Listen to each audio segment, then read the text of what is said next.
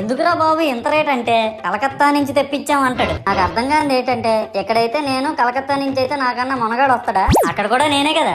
ఇలా నన్ను బజార్లో పెట్టి బేరం ఆడి నా మొహానికి ముసుగేసి వ్యాన్ ఎక్కిస్తారు. ఆ వ్యాన్ డ్రైవర్ గాడు నేను ఉన్నానని కూడా చూడకుండా ఏదో ఆలోచించుకుంటా డ్రైవ్ చేస్తా గతకల్లో గబ్బి గుబ్బి మని తెంచేసి నా కాల్లో చెయ్యి ఇరగొట్టేస్తాడు. ఈ విషయం చందాలు ఇచ్చిన చిన్నోళ్ళకి తెలిస్తే మళ్ళీ ఇరిగిపోయిన బొమ్మ పెట్టకూడదని ఏ బొమ్మ రాసి కవర్ చేసేస్తాడు. సరేలే జరిగిందేదో జరిగింది, నా భక్తులే కదా కూల్ బ్రో అని చిల్లయ్యే లోపు నన్ను పందిర్లో పెట్టి ముసుగు తీసి నాకన్నా పొడుగున్నే సౌండ్ బాక్సులు 2 నా చెవులు పక్కన పెట్టి డీజే గణేష్ బ్రో అని చెప్పి నా పాటలను కూనీ చేస్తారు. సరేలే పిల్లలు కదా ఇప్పుడు కాకపోతే ఎప్పుడు ఎంజాయ్ చేస్తారు, కాసేపట్లో పూజ స్టార్ట్ చేస్తారని వెయిట్ చేస్తా ఉంటే ఆ 5 రూపాయల వ్రతకల్పన బుక్ చూస్తే అది ఎక్కడ లేని కోపం వస్తుంది. ఏరా నాకు అర్థం కాదు, ఎన్ని సంవత్సరాల నుంచి నా పూజలు చేస్తున్నారు, ఒక్కడికి నా కథ గుర్తుండదేట్రా యాదవ్ వల్లారా. ఓ నా బుక్ లో చూసిన దాన్నైనా తిన్నంగా చదువుతారా అంటే అది ఉండదు. ఏదో బాగా అట్టర్ ఫ్లాప్ అయిపోయిన తెలుగు సినిమాకి రివ్యూ చెప్పినట్టు చదువుతారు ఒక్కొక్కడును.